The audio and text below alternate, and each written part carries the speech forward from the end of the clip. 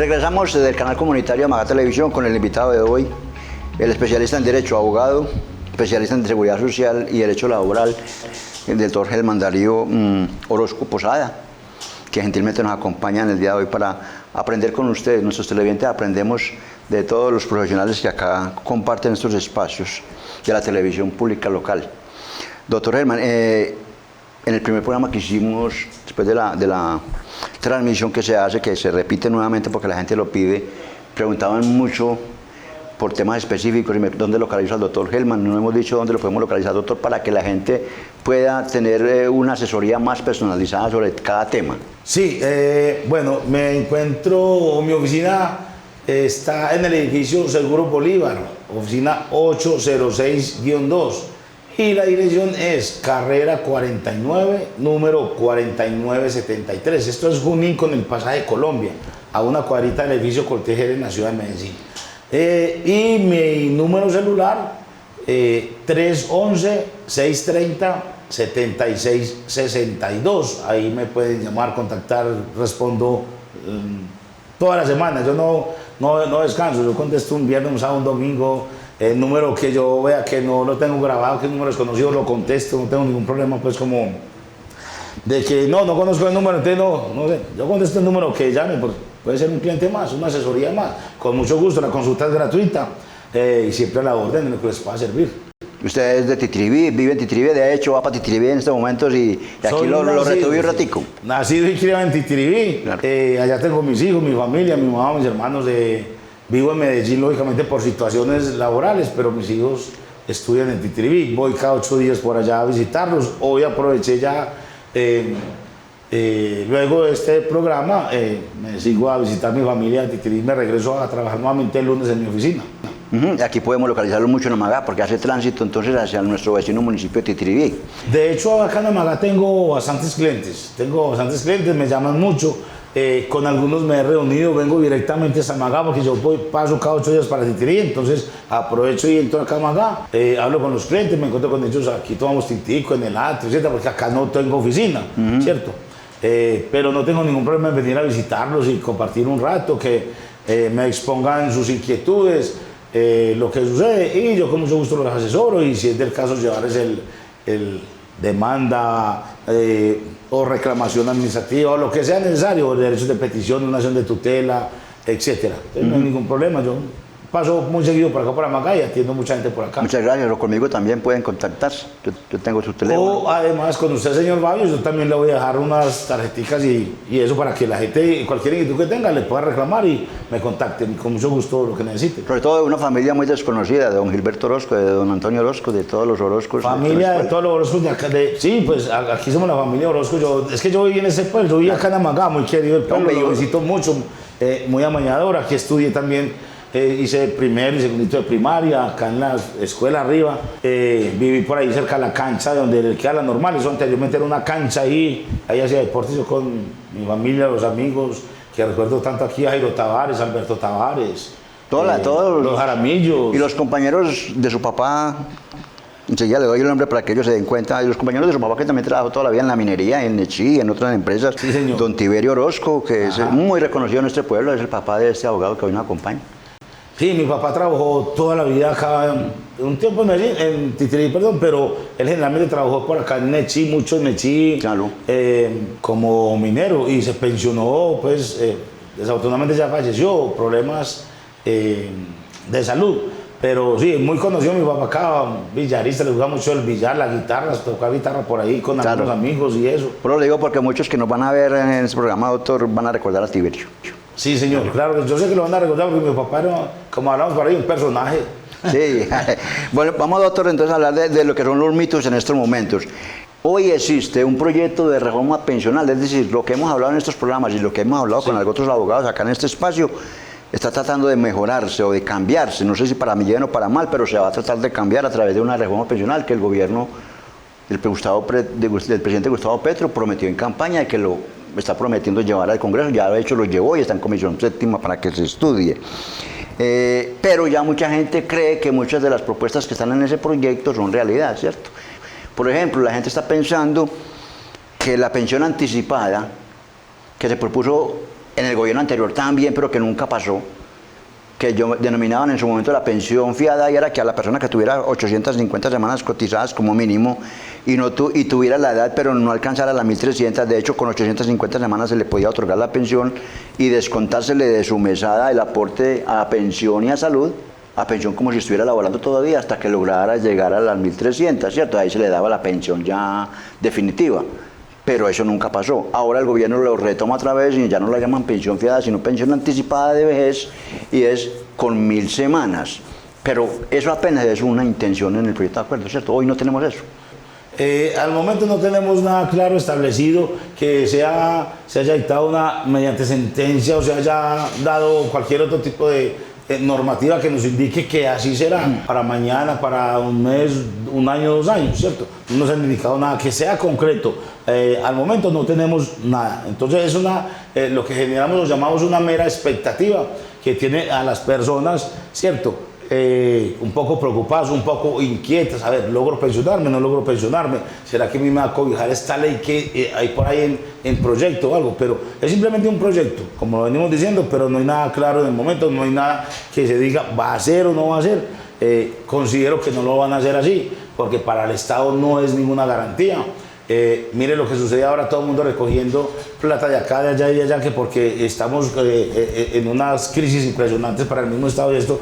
Entonces, si estamos en esas crisis tan horribles y estamos buscando plata de un lado y del otro, ¿cómo vamos a generar ahora que el Estado asuma una carga de esta índole que genera es por billones y billones de pesos para llegar a hacer realidad esta situación? Muy complicado. Muy, muy complicado. Lo veo muy complicado, lo veo muy lejos porque es la realidad de este país. No estamos para otorgar este tipo de beneficios. El país no está para ese tipo de beneficios. Y mucha gente hoy le pregunta acerca de un boom, que es que las noticias las abren con unos titulares inmensos, pero se quedan corticos en la profundidad del tema. Entonces usted ve en las noticias que las mujeres ya van a cotizar 1.000 semanas. Eso fue un concepto en la Corte Constitucional de obligatorio cumplimiento, pero que es paulatino. Es decir, hoy, ¿cuál es ese concepto que la gente dice? No, es que ya las mujeres no tenemos que cotizar 1.300. Sí, todavía 1.300. Hay un concepto de la Corte que obliga a una reducción, pero ¿cómo es? Sí, lo que pasa es que eso es un tema también complejo, porque mediante conceptos de las mismas Cortes se ha dicho, bueno, entonces vamos a darle este beneficio a las mujeres, que no necesiten sino 1.000 semanas cotizadas para poderse pensionar. No hemos hablado de rebajas de edad o aumentar o algo, se habla siempre de los 57 años, pero 1.000 semanas. Pero esto empezaríamos a tenerlo en cuenta si se llega a aprobar a partir del 2026, donde se irían a rebajar entonces 50 semanas el primer año y 25 semanas adicionales hasta de las 1.300, poder rebajar a las 1.000 semanas, ¿cierto? Para que se pueda pensionar estas mujeres con sus 57 años de edad y las 1.000 semanas que venimos hablando. Es otro tema también, un cuento bien delicado, porque se ha especulado mucho al respecto, pero nada se ha dicho en concreto respecto de si vamos a tomar estas bondades a partir de 2026 o no. Es decir, que esté en firme, un decreto de una sentencia en firme, que nos diga esto, no la tenemos todavía. Eso fue un concepto de la Corte que dijo, usted como gobierno y ejecutivo lo debe hacer, o sea, tiene que presentar el proyecto. Pero hay que presentarlo, pero para aprobarlo... ¿Y para que lo aprueben? Para que usted le apruebe un proyecto de estos tan delicado y desde la parte económica, desde la parte del Tesoro, no hablemos del Tesoro porque es que el Tesoro Nacional no tiene nada que ver con las pensiones las construye usted mismo, lo mismo con los pagos de mi seguridad social, ¿cierto? Bueno, empezar con el pago de la seguridad social de su trabajador, pero de todas maneras yo veo lejos, es un escenario que veo lejos todavía de que se pueda dar cumplimiento al mismo. Y la misma Corte lo que expuso es un argumento muy válido, y es que no se puede equiparar el hombre a la mujer para que lo obliguemos a cotizar 1.300 semanas, porque la mujer después de que llega de su labor, le toca cuidar a los hijos, hacer de comer, cuidar al marido, despacharlo, cuidar la casa. O sea, lo que la Corte sí dijo es algo muy sensato y muy cierto, y por eso ha sido condescendiente. Dice, no señores, qué pena, pero la mujer debe cotizar 3 años menos, ¿cierto? Verán ustedes cómo lo hacen. Y en ese sentido, usted tiene toda la razón, señor Fabio. Somos muy condescendientes en ese sentido y apoyo esta decisión. La apoyo, lógicamente. Porque claramente se ha dicho en muchos de los apartes de esto, sí, es que la mujer está activa laboralmente, pero lógicamente llega a las 6 de la tarde a su casa o a las 7 de la noche a hacer tareas con el niño, a prepararle la comida, a prepararle la coca al día siguiente al marido, a preparar la coca de ella, que a lavar la ropa, que a extender ropa, que a planchar, que qué más hay que hacer. Entonces, mire que es una actividad demasiado dispendiosa. Muy dispendiosa para las mujeres. Cuando usted tranquilamente, lo podemos decir uno, llega la mujer y usted está viendo las noticias, ya estaba bien bueno y no ha fritado ni huevo y ya tiene que llegar a hacer absolutamente todo para sus hijos y les dan las 11 y 12 de la noche preparando todo para volverse a levantar a las 4 de la mañana o 5 para seguir trabajando. Entonces, en ese sentido es muy buena, si se llegase a tomar esta decisión, a avalar esta decisión que le da este beneficio tan grande a las mujeres, a mí me encantaría, lo veo lejos, pero me encantaría que fuera así. Hagamos un paréntesis, ahora que se me olvidó una cosita cuando hablábamos de pensiones de alto riesgo, doctor. Sí. Y es las pensiones de alto riesgo que hablábamos ahorita del decreto 2090, ya vimos las actividades, vimos cómo se reduce la edad. ¿Solamente aplica para el régimen de prima media compensación definida, es decir, con el régimen público de Colpensiones, o también aplica para los fondos privados o ahorro individual voluntario? Tenemos esto para fondos para el público, Colpensiones. Sí, para los privados, o por lo menos yo no he sacado ni una sola con fondos privados. No se aplica, sino con el fondo público. Son las directrices y normativas que se tienen y exigencias que sea para esto. Y ahí volvemos al otro chicharrón entonces. Los beneficios que tiene el fondo privado y los beneficios que tiene el régimen público. Es decir, Colpensiones frente a los fondos privados. Entonces, mucha gente me pregunta a mí, yo tengo 1000 semanas, pero quiero pasarme para Colpensiones porque me dicen que allá es mejor la pensión. Pero le pregunta a uno y está cotizando con el mínimo. ¿Es mejor que se quede allá porque cotiza menos semanas o cómo es? Bueno, la diferencia entre el fondo público y privado, por ejemplo, cuando hablamos de colfondos, de protección o de porvenir, en la capital o mutual, que es otro fondo privado, y a nivel nacional el público, que es Colpensiones, anteriormente Instituto de Seguros Sociales. ¿Beneficio de este cuál es? Si usted tiene 62 años, tiene en el fondo privado 1.150 semanas, se va a pensionar bajo una modalidad que se llama garantía de pensión mínima. Si tiene 1.300 semanas y 62 años, se pensiona en el fondo público. Es decir, con las 1.150 solamente por el fondo privado. ¿Qué sucede? Que si usted venga o cotiza mejor sobre un salario mínimo en cualquiera de los fondos, o privado o público, el beneficio es con el privado, porque serían 3 años menos de cotización. Claro, 1.150. En ese sentido, con las 1.150. Ese sería el beneficio. Pero ¿qué sucede si usted está en el fondo privado y cotiza sobre 5 salarios mínimos? ¿Cierto? Entonces, a usted, por ejemplo, en el fondo privado no le van a decir que le vamos a promediar los últimos 10 años o toda la vida laboral a ver si es más beneficiosa su mesada pensional, de acuerdo al IBL, que es el índice base de liquidación, ¿cierto? ¿De dónde arroja esto? De un IBC, que es el índice base de cotización. Pero ya con ese no voy a expresar como tan técnicamente, porque yo sé que no me van a entender muchas personas en sus casas.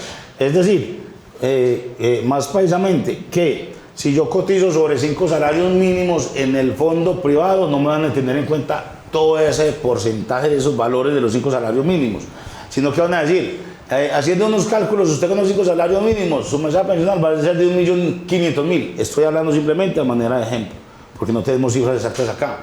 Pero si usted va al fondo público y dice, yo cotizo sobre 5 salarios mínimos, allá le van a hacer un promedio, allá sí le van a promediar ese tiempo y van a decir, no, usted con los 5 salarios mínimos, que puede ser tranquilamente a hoy 6 millones de pesos, ejemplo, sobre 6 millones de pesos, bueno, su mesada pensional puede estar sobre los 4 millones, un poco más, un poco menos, pero va a ser mucho más elevado que en el fondo privado. Y teniendo en cuenta además que algunas personas hacen el esfuerzo en el fondo privado de cotizar, voy a cotizar sobre 2 salarios mínimos, casi 3 salarios mínimos, pero nunca consultaron a un abogado experto en el tema que les diga, no haga ese esfuerzo económico porque no va a ser beneficioso para usted, porque usted hace el esfuerzo económico de sacar X plata de su bolsillo para pagar su seguridad social y al momento de pensionarlo no se va a ver reflejado porque su mesada pensional va a ser de un salario mínimo, muy diferente que en el fondo público, ¿cierto? Eso por un lado. Y otro es que en el fondo privado a usted, muchas personas quieren trasladarse ahora cuando uno les da la explicación de que va a quedar mejor pensionado en el fondo público de acuerdo a los salarios que usted viene cotizando. Entonces el fondo público le pone un obstáculo muy grande y es, si tiene 52 años cumplidos como hombre, ya no le permito el traslado. Y muchas de las personas de estas se han visto desmejoradas 100% pues, en sus mesadas pensionales, por lo que le digo, tienen cotizan sobre salarios mínimos 5, 6, 7 más, y el fondo privado le va a ofrecer una mesada pensional muy bajita, mientras que el fondo público le ofrece una mesada pensional alta. Entonces ya el fondo privado le dice, si tenés 52 años como hombre, no te dejo trasladar para Colpensiones, o si tenés 57 años, 47 años cumplidos como mujer, no te dejo trasladar para el fondo público, ¿cierto? Entonces todo va a desmejorar a otras personas y quien está captando todo ese capital finalmente es el fondo privado. Para ellos, fuera de eso que el rendimiento para el fondo privado es muy grande porque ellos invierten todos estos dineros, ¿cierto? Porque esto se llama cuenta de ahorro individual. Es decir, cada uno independiente, particular, tiene su dinero allá, ¿cierto? Y este dinero ellos lo invierten en la bolsa y eso le genera una capitalización impresionante. Pero se capitalizan ellos de una forma impresionante, pero usted, como afiliado de ese fondo privado, no le está generando una rentabilidad que sea importante a futuro para usted. Y una de las cosas buenas que también tienen los fondos privados, de las únicas que tienen, es que la indemnización sustitutiva de la pensión, es decir, la devolución del aporte cuando uno no alcanza la edad, es mucho mejor que en el público. En ese sentido, el fondo privado, cuando usted cumple sus 62 años como hombre o la mujer 57 años, no cumple el número mínimo exigido para pensionarse, es decir, 1.150 semanas, le dan una devolución de saldos que va a ser muy superior a la indemnización sustitutiva de pensiones que le va a otorgar Colpensiones. Es como el único beneficio que tiene este fondo privado, el único, no veo ninguno otro, o sea, ese... ¿Y las 1.150 semanas? Y las 1.150 semanas, si usted no va a lograr pensionarse si cotiza sobre salarios mínimos. Es más. O sea, sería como son esas dos bondades, más bien, esas dos bondades. Las demás son del fondo público. Y mire la incoherencia de este país, doctor. El proyecto de reforma pensional que hoy está en el Congreso establece, por ejemplo, un año de libertad para que la gente se pueda trasladar tranquilamente y sin tener que demandar. 2. Establece que las personas que se ganen hasta 3 salarios mínimos deben por obligación estar en el fondo público, sí, como usted lo mencionó ahorita, sí, ¿cierto? Para evitar que el sistema se equipare un poquito, sí. Porque están haciendo un fondo con una persona que se gana un salario mínimo que a la final su pensión va a ser igual al mínimo, ¿cierto? Entonces eso no tiene sentido. Eso es lo que el gobierno ha establecido a través de esta reforma pensional, que yo sé que no la van a aprobar, pero lo más paradójico, doctor, y eso es un paréntesis que lo voy a hacer aquí, lo más paradójico, doctor, es que la mayoría de los congresistas que están aprobando que esto se hunda, que esto no se dé, están peleando hoy jurídicamente para pasarse a Colpensiones. Sucede eso y por estadística lo sabemos.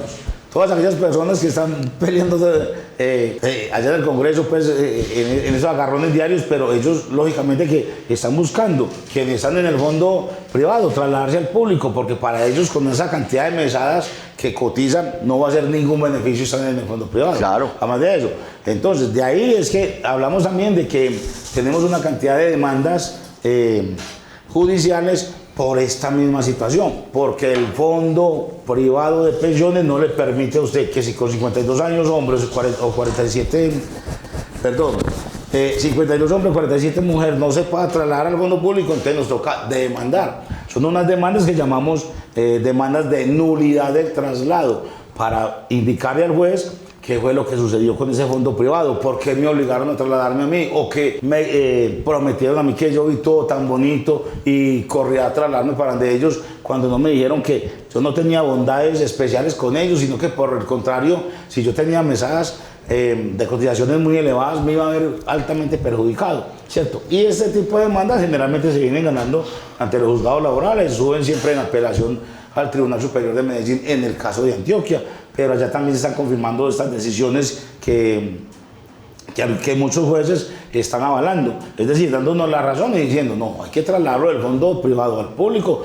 ¿Por qué? Porque es que está completamente perjudicado por esto. Le explicamos pues totalmente la situación en que se vienen perjudicando si se quedaran en ese fondo privado. Inclusive ustedes como abogados, doctor, lo que argumentan para esa solicitud de nulidad la falta de una suficiente ilustración por parte de los fondos y del fondo privado y del de Colpensiones, ¿cierto? Es decir, lo que ahora ellos están tratando de enmendar con la doble asesoría como requisito indispensable. Eso, exactamente, eso que usted acaba de mencionar, Fabio, es real. Entonces muchas personas llegaron allá y convocaron a una asesora con una chocolatina, con un lapicero, le decía al dueño de la empresa o al supervisor, bueno, necesito que me colabore y me reúna sus 20, sus 50, sus 200 empleados en un salón social donde, acá en la misma empresa, que queremos darle una asesoría. O sea, ya le decían, usted tiene unas garantías excelentes con el fondo privado, se va a pensionar antes de tiempo, va a quedar mejor pensionado que en el fondo público, va a tener una cantidad de bondades y lo podemos pensionar anticipadamente, usted con 40 años o 45 puede estar pensionado, ¿no le parece muy bueno? Y esos miles de mentiras. Y que en caso de muerte hasta la mascota va a tener derecho. Que hasta la mascota le iban a dar los dineros porque todos iban a heredar esa situación. Y entonces, sí. Y eso es relativamente cierto, porque doctor, cierto, sí. Lo que ellos no le dijeron a la persona y la confundieron es que efectivamente el ahorro voluntario, que casi nadie lo hace, que es el excedente después de los 16% obligatorio, es decir, ahorro que yo quiera hacer, nadie le dice a un fondo privado, sáqueme un puntico más. No, pero si logra hacerlo porque tiene buen salario, ese ahorro individual voluntario, ese ahorrito que yo tengo, el nidito, más los rendimientos financieros que me está liquidando el fondo privado por la inversión que hace en la bolsa, ese sí es mío y hace parte de la masa sucesoral en caso de que yo muera. Sí. Y se extendería al grupo familiar primario que no lo hace en Colpensiones. Que no hace el fondo público, no, en el fondo público usted falleciendo ya no hay ese pago heredero, simplemente o reclama la cónyuge, la compañera permanente, los hijos menores de 18 hasta 25 si estudian o hijos inválidos. Si no tenemos ninguno de aquellos, esa platica se perdió, pasa a manos del fondo. ¿Al fondo de solidaridad? Sí, señor, o sea, al FOSIGA que llamamos también esto, pues, sí. ¿Cierto? Bueno, en un entendido pasaría al FOSIGA. Y otra situación con esto es además que debemos tener en cuenta que algunas personas también tienen un capital en su cuenta de ahorro individual con 200, 300 millones de pesos, pero eso no le alcanza para pensionarse anticipadamente como ellos le prometieron por allá. Claro. Porque ellos hay que tener unos rendimientos hasta del 110%, y hágame el favor, empiece a hacer cálculos con esta gente para que vea cómo son los rendimientos que le van a dar a ellos. Entonces, son entre ellas una más de las mentiras que le dieron esos fondos a los afiliados para que los trasladaran, y por eso ahora vienen estas demandas masivas de nulidad de traslado, solicitando muchas personas que los trasladen al fondo público por las bondades que allí tendrían, y en cambio en el fondo privado, ¿cómo va a ser su situación pensional de gravosa?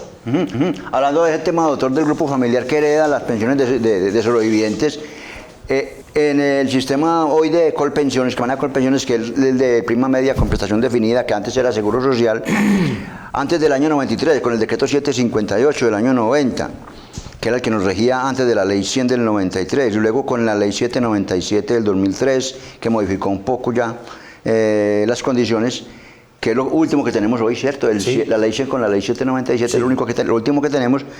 Siempre se tenía que cuando el trabajador fallece o fallece el pensionado, como lo dije usted ahorita, uno de los grupos familiares primarios es la esposa o la compañera permanente. Esposa o compañera permanente, ya lo extendió a compañera, inclusive la pueden compartir cuando existen los dos casos, ¿cierto? Sí. O compañero. Ahora que estamos en ese tema de igualdad de género y equidad de género, también puede haber compañero también, sí, del mismo sexo. Ajá.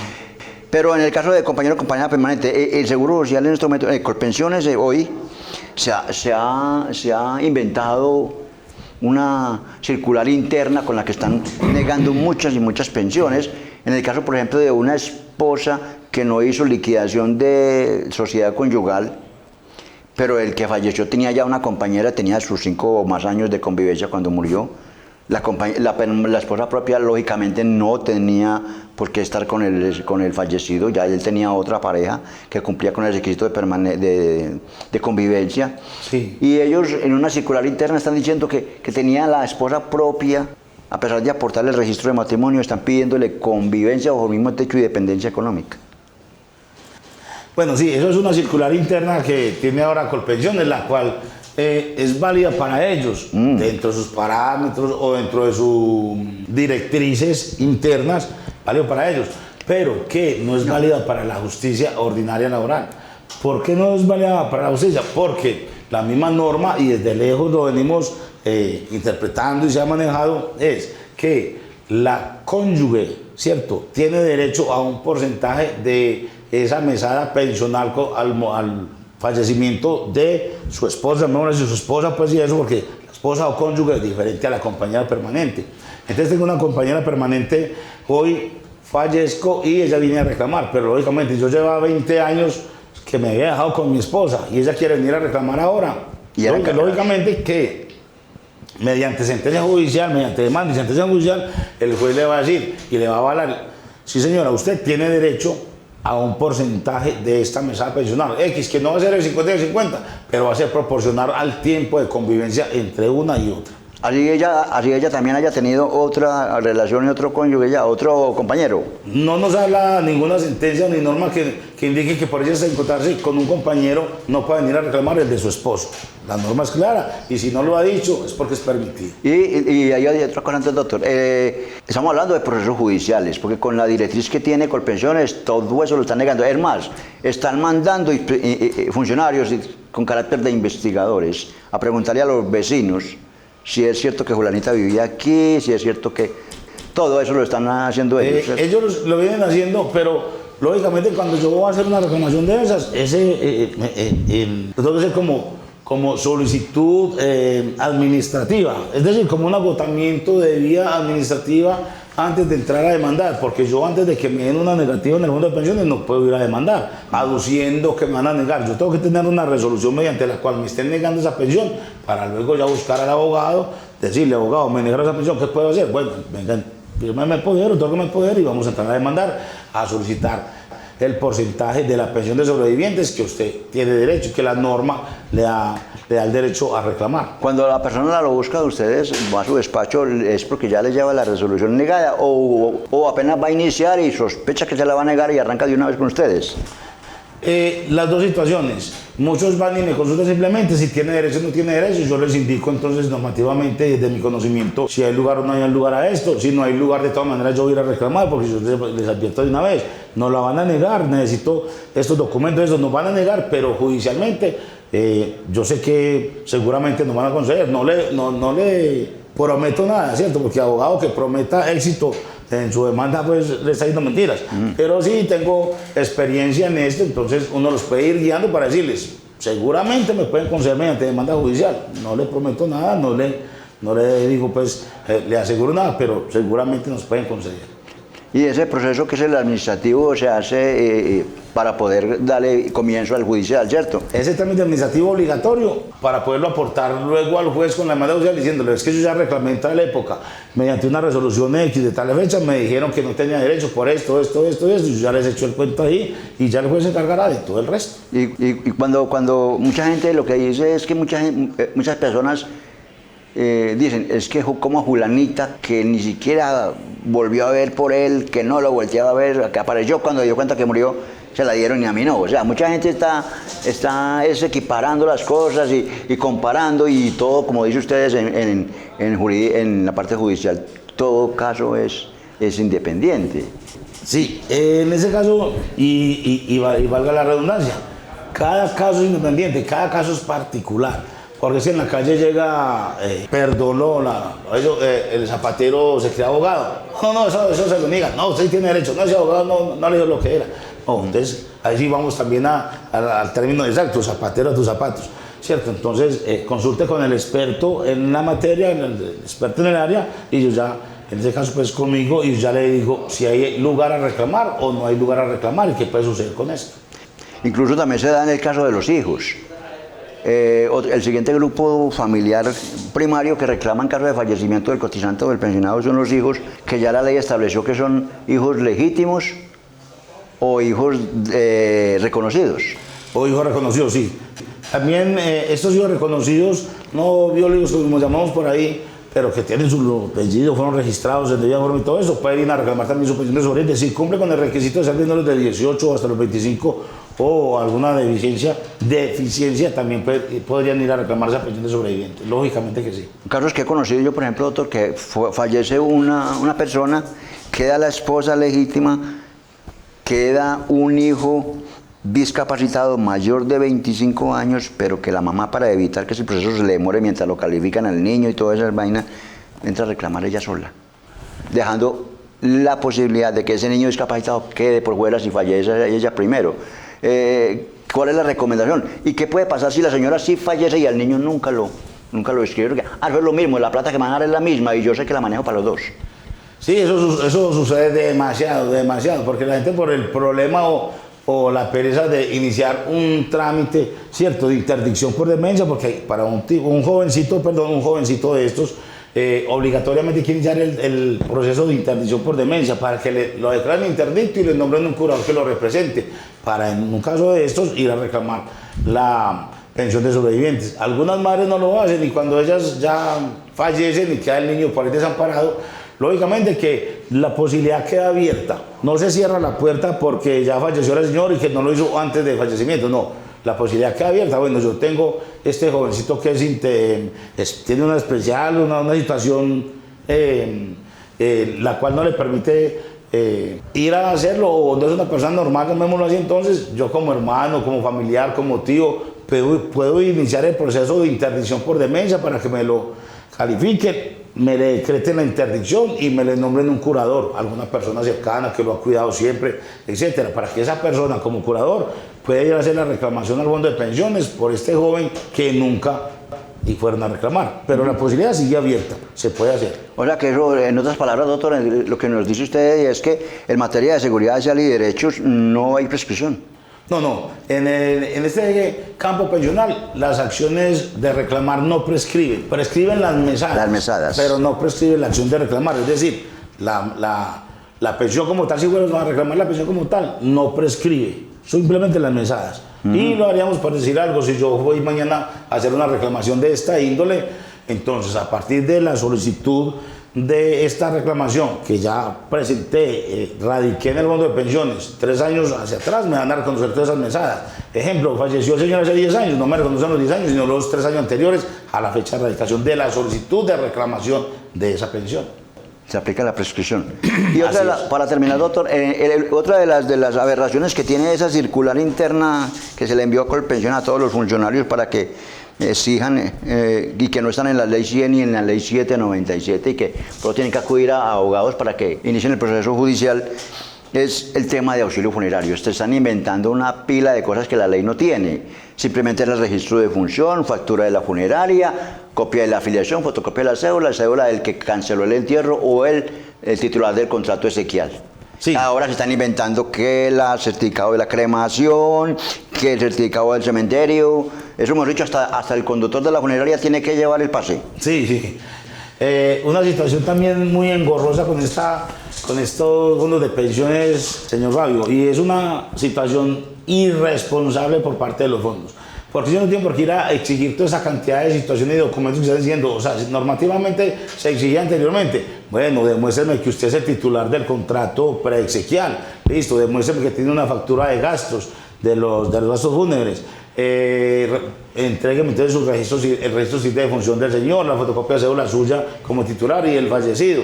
Ahora usted va y les entrega eso para decir algo en Colpensiones que viene haciendo así. Tengo una cantidad de demandas de auxilios funerarios que todas me las estoy ganando, gracias a Dios, donde simplemente les dan una resolución donde dice, es que al momento del fallecimiento de ese señor no era cotizante activo del sistema. Yo les digo, venga, ¿y quién dijo eso? Para el artículo 31, ley 100 31, sí, habla sobre el auxilio funerario, y en donde nos dice este artículo que el auxilio funerario tiene esta exigencia. Yo simplemente en las demandas le estoy diciendo, él no era cotizante activo, pero fue un afiliado del Sistema General de Pensiones y eso basta porque la norma me dice simplemente que haya sido afiliado, no que esté activo, no, ¿cierto? Entonces, con ese es como el mecanismo que estoy utilizando ahora para esos auxilios funerarios. Como le digo, no he perdido ninguna demanda de esos de auxilios funerarios que vienen negando pues, a diestra y siniestra estos fondos, pero para eso tenemos la oportunidad legal con demanda judicial de ir a reclamar a esas personas para que sus derechos no sean vulnerados. Es decir, ese derecho económico es un derecho económico, no sea vulnerado por parte de estos fondos que de manera inepta y descarada vienen negando a tantas personas. Y es simplemente una estadística muy simple. De 500 personas que se van a reclamar, les niegan a 300. 200 buscan abogado y en el camino se quitan 100. Entonces, ¿cuánta plata le está quedando a esos fondos? Se ahorran. Porque ellos son los que van a ir a reclamar. Y eso sí tiene un año para reclamar. Y eso es lo que ya están jugando con ese tiempo también. Tienen un año para reclamar. Sí, porque si no, prescribe la acción de hacerlo. Porque es un pero derecho tengo económico. 3 para demandar, ¿cierto? Tengo un año para reclamar, pero 3 para demandar. Entonces, reclamar administrativamente un año, pero 3 años para demandar, porque recordemos que en este tipo de situaciones las acciones prescriben en el derecho laboral en 3 años. Doctor, muchas gracias por acompañarnos en el día de hoy. Aprendimos con usted hoy muchos de los temas que yo sé que los televidentes también tenían muchas dudas y siguen teniendo muchas dudas. Yo lo invito para que hagamos una brigada aquí en nuestro municipio, lo vamos a cuadrar para que hagamos un sábado. Claro. Un sábado hacemos una mañana y hacemos una atención, ubicamos un lugar donde podamos estar para que de manera personal usted pueda asesorar a las personas. Y recuérdenos nuevamente en este momento dónde es que lo podemos localizar. Bueno, me encuentro ubicado, mi oficina está en el edificio Seguro Bolívar, oficina 806-2. La dirección es carrera 49, número 4973. Eso es Junín con el pasaje Colombia a una cuadra del edificio Cortejer. Y mi número celular para cualquier atención, cualquier duda, 311-630-7662. Y estoy presto a ayudarles. En una próxima visita por acá tocaremos otros temas como las reliquidaciones de las indemnizaciones sustitutivas de pensión, las reliquidaciones de las pensiones de vejez que muchas personas han sido mal liquidados, todas aquellas personas que han reclamado la indemnización en el fondo de pensiones, Colpensiones. Recuerden que la mayoría quedaron mal liquidados. Yo estoy trabajando este tema de reliquidaciones de las indemnizaciones. Tengo muchos negocios de acá también y de muchas partes tengo. Y es unas demandas que me está yendo muy bien con ellas. Todas se vienen ganando también esas reliquidaciones. Entonces tengo mi contador que se encarga de elaborar esa reliquidación para que algunas personas que les dieron 8, 10, 15, 20 millones reclamen sus 4, 5 o 10 millones de pesos más que dejaron de darles y no se las dejen a los fondos de pensión. Ese es un tema importante para otro programa. Muchas gracias, doctor Helman, por acompañarnos en el día de hoy.